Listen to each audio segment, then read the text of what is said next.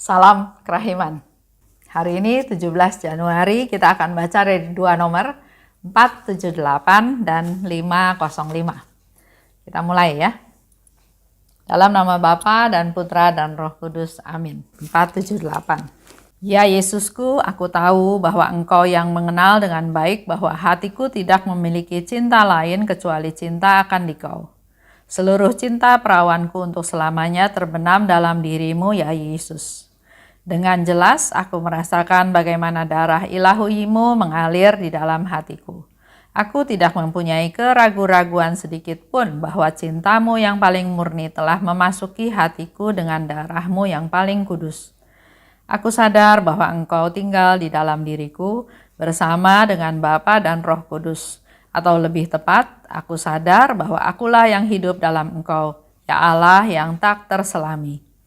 Aku sadar bahwa aku lebur di dalam Engkau laksana setetes air di dalam samudra.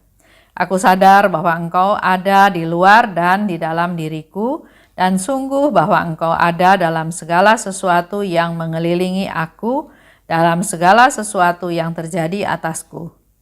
Ya Allahku, aku sudah mengenal Engkau di dalam hatiku dan aku telah mengasihi Engkau di atas segala sesuatu yang ada di bumi dan di surga. Hati kita saling memahami dan tidak seorang pun dari antara umat manusia akan memahaminya. 505. Seluruh kehampaanku terbenam dalam samudra kerahimanmu. Dengan kepercayaan seorang anak, aku menghempaskan diriku ke dalam pelukanmu, ya Bapa kerahiman, untuk menjadi kurban penyilihan atas begitu banyak jiwa yang tidak percaya, yang takut untuk mempercayai Engkau. Oh, betapa sedikitnya jiwa yang sungguh mengenal Engkau. Betapa bernyala-nyala keinginanku agar pesta kerahiman dikenal oleh jiwa-jiwa. Kerahiman adalah mahkota karyamu. Engkau memperlengkapi semua orang dengan kasih seorang ibu yang sangat mesra. 478 itu adalah sharing dari Suster Faustina tentang cintanya pada Yesus. Kita juga bisa ungkapkan cinta kita pada Tuhan Yesus ya. Dikatakan oleh Suster Faustina, hatiku tidak memiliki cinta lain kecuali cinta akan Dikau. Cinta perawanku terbenam dalam diri Yesus. Darah ilahinya mengalir dalam hatiku. Aku tidak mengalami keraguan-raguan bahwa cinta Tuhan masuk ke dalam hatiku. Jadi itu satu suasana hati Suster Faustina yang dia tulis, dia mau bercerita, mau sharingkan pada kita semua tentang cintanya Suster Faustina pada Yesus. Aku sadar bahwa Engkau tinggal di dalam diriku. Ini satu kenyataan, satu kesadaran, dan mau meyakinkan dirinya sendiri juga dan juga kita semua yang mendengar, membaca, bahwa Engkau tinggal di dalam diriku bersama Bapa dan Roh Kudus.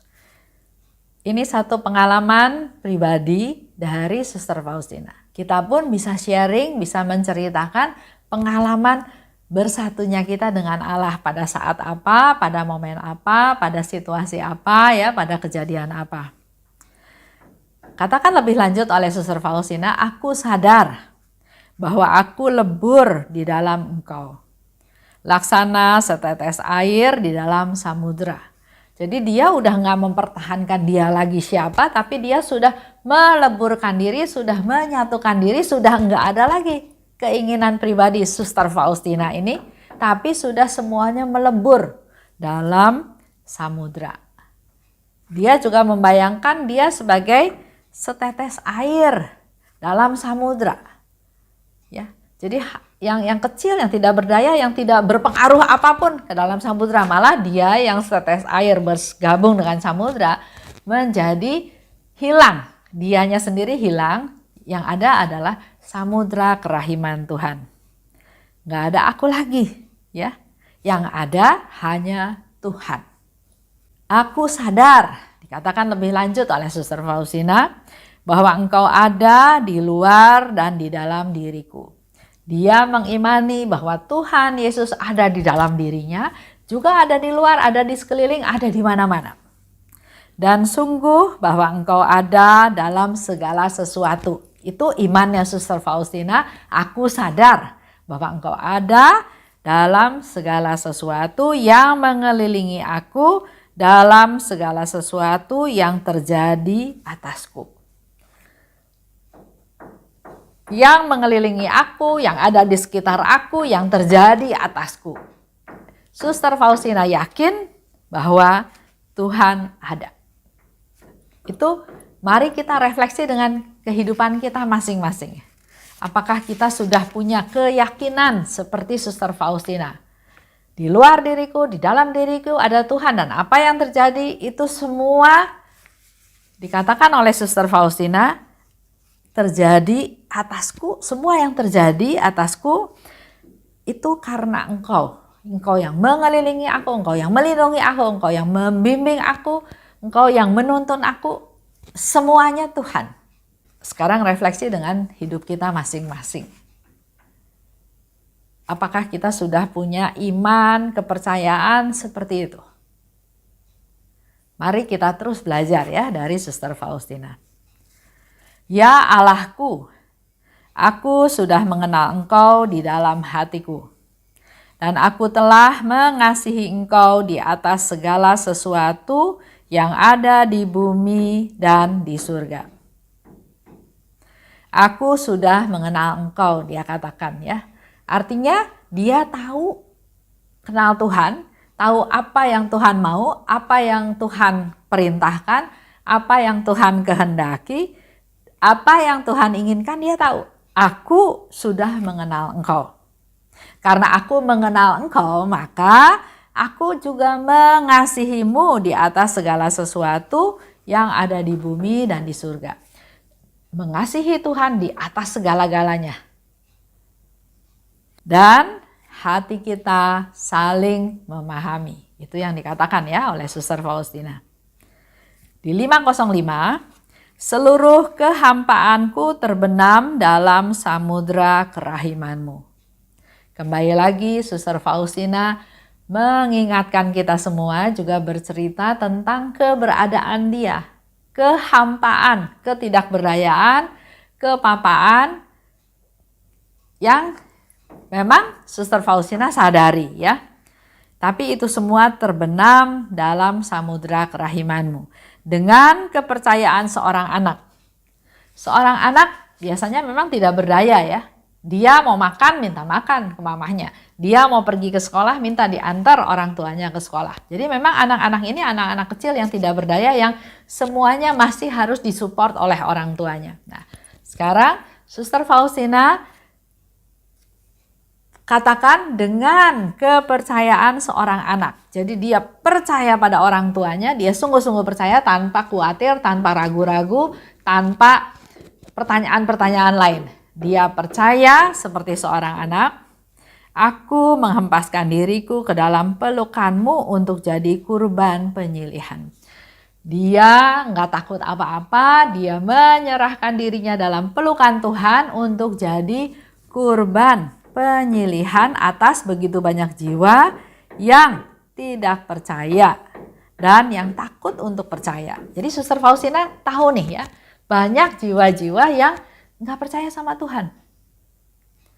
Juga ada banyak jiwa-jiwa yang nggak percaya bahwa Tuhan itu baik. Oleh sebab itu dia dengan kepercayaan seorang anak, dia menghempaskan diri dalam pelukan Tuhan, menyerahkan diri sehabis-habisnya, berserah total untuk jadi silih bagi jiwa-jiwa yang nggak percaya pada Tuhan dan jiwa-jiwa yang nggak percaya pada kebaikan Tuhan. Lanjut Suster Faustina katakan, aku ingin agar pesta kerahiman dikenal oleh jiwa-jiwa. Karena kenyataannya masih banyak orang belum tahu tentang pesta kerahiman. Pesta kerahiman sudah menjadi pesta resmi Gereja Katolik pada tahun 2000 ya disahkan. Tapi sampai sekarang 20 tahun kemudian, 21 tahun kemudian masih ada beberapa paroki atau bahkan romonya yang belum tahu atau belum mengadakan pesta kerahiman ilahi di parokinya. Memang kalau dilihat sebagai suatu devosi, devosi itu kan sesuatu yang tidak diharuskan. tapi sangat dianjurkan. Tapi kalau para romo itu tahu makna dari pesta kerahiman ilahi ini, bukan untuk senang-senang berpesta, bukan, tapi untuk memberi kesempatan kepada Tuhan Yesus memberikan rahmat yang luar biasa, yaitu rahmat indulgensi penuh buat kita semua manusia berdosa. Tuhan dengan berkobar-kobar, dengan bernyala-nyala ingin memberikan rahmat tersebut kepada kita semua jiwa-jiwa orang berdosa. Memberikan pengampunan penuh atas dosa dan hukuman. Harus ada sarananya kan? Sarananya adalah pesta kerahiman. Sementara ada romo, pastor yang nggak mau tahu, nggak mau pusing, nggak mau gali lebih dalam maksud daripada pesta kerahiman ilahi tersebut. Kalau kita tahu pesta kerahiman ilahi itu adalah untuk memberikan rahmat indulgensi penuh kepada jiwa-jiwa supaya bebas dari dosa dan hukuman, harusnya semakin berlomba-lomba. Seperti sekarang tahun ini ya, saya dengar tahun ini adalah tahun Santo Yosef. Dan Bapak Paus juga memberitahukan bahwa akan ada pemberian indulgensi penuh ya dengan syarat-syarat tertentu tersebut. Jadi memang dalam situasi seperti sekarang ini yang sangat dibutuhkan oleh manusia adalah keselamatan jiwa. Kita setelah meninggal harusnya balik ke rumah Tuhan. Harusnya siap menghadap Tuhan, harusnya diampuni segala dosa dan bersih dan siap untuk ketemu Tuhan. Nah, inilah tujuan dari pesta kerahiman ilahi. Supaya banyak jiwa diselamatkan. Dikatakan lebih lanjut, kerahiman adalah mahkota karya Tuhan. Jadi semua karyanya Tuhan, mahkotanya itu adalah kerahiman. Engkau memperlengkapi semua orang dengan kasih seorang ibu yang sangat mesra. Kita semua sebetulnya sama Tuhan itu dikasih sifat yang mengasihi, seperti seorang ibu yang mengasihi anaknya dengan sangat mesra. Kita semua ya, setiap orang punya hati nurani dan sebetulnya punya sifat mengasihi seperti seorang ibu tersebut. Tapi kenyataannya ada yang punya dalam tanda kutip, ada yang nggak punya. Sebetulnya mereka tetap punya. Di bawah alam sadarnya, di dalam hati nuraninya mereka punya. Cuma sama mereka nggak dipakai. Bahkan sering ditekan-tekan, dilupakan. Dia lebih mengutamakan keegoisan, kekuasaan, kehebatan, keberhasilan, kemenangan. Sehingga suara dari hati nuraninya itu enggak berkembang, malah semakin lama semakin lemah sampai akhirnya enggak kedengeran lagi. Padahal setiap orang diberi kesempatan atau diberi oleh Tuhan, Tuhan itu melengkapi setiap kita manusia dengan kasih seorang ibu yang sangat mesra. Mari kita renungkan sekarang dalam hidup kita masing-masing. Apakah ada kasih seperti ibu yang sangat mesra dalam diri kita? Kasih ibu yang mesra itu adalah keibuan, ada kepedulian, memperhatikan, mau berkorban, berusaha memenuhi kebutuhan daripada anak-anaknya, daripada orang lain. Enggak marah, enggak menghukum, enggak mendendam. Sifat ibu itu Tuhan perlengkapi kita semua dengan sikap seorang ibu yang punya kasih yang mesra. Buat Bapak Ibu yang barangkali kasihnya sudah tenggelam, sudah nggak pernah dirasakan lagi karena yang dialami dalam hidup sehari-hari adalah kepahitan hidup. Mari dalam masa pandemi ini kita merenung, kita belajar membuka diri, membuka hati biar Tuhan berbicara dan menghidupkan kembali hati nurani kita yang sudah beku, yang sudah nggak pernah didengerin, yang sudah nggak pernah dikasih kesempatan untuk berbicara. Kita tutup ya. Dalam nama Bapa dan Putra dan Roh Kudus, amin. Allah Bapa yang Maha Baik, hari ini Engkau ingatkan kami bahwa setiap kami sudah Engkau perlengkapi dengan hati nurani, dengan kasih seperti seorang ibu yang mengasihi anaknya dengan sangat mesra. Banyak di antara kami Tuhan yang sudah mengalami begitu banyak kepahitan hidup, kegagalan, penderitaan, kesengsaraan yang seolah melupakan adanya hati nurani. Biarlah melalui pengajaran hari ini, Engkau jamah kami Tuhan, Engkau beri kami kesempatan, beri kami waktu untuk kembali menghidupkan, membuka hati nurani kami masing-masing, dan kami percaya Tuhan, Engkau akan berkata melalui hati nurani kami, akan membimbing kami, akan mengarahkan hidup kami, agar kami juga bisa kembali menghidupkan apa yang sudah Engkau berikan kepada kami, yaitu Engkau sudah memberikan kasih kepada kami, kasih seperti seorang ibu yang sangat mesra. Urapi kami Tuhan satu persatu, khususnya teman-teman kami, saudara kami, orang yang kami kasihi, yang sudah pahit hatinya, yang sudah putus asa, yang sudah beku hatinya, yang sudah keras hatinya. Biarlah melalui pengajaran pada hari ini Engkau gerakkan kami untuk berdoa buat mereka. Kiranya Engkau mendengarkan doa-doa kami dan jamahlah mereka Tuhan, agar mereka mempunyai hati yang lembut. Lembutkan hati mereka Tuhan, hati yang keras, hati yang dingin, hati yang membeku. Kemuliaan kepada Bapa dan Putra dan Roh Kudus, seperti pada permulaan, sekarang, selalu, dan sepanjang segala abad. Amin. Dalam nama Bapa dan Putra dan Roh Kudus. Amin. Salam kerahiman.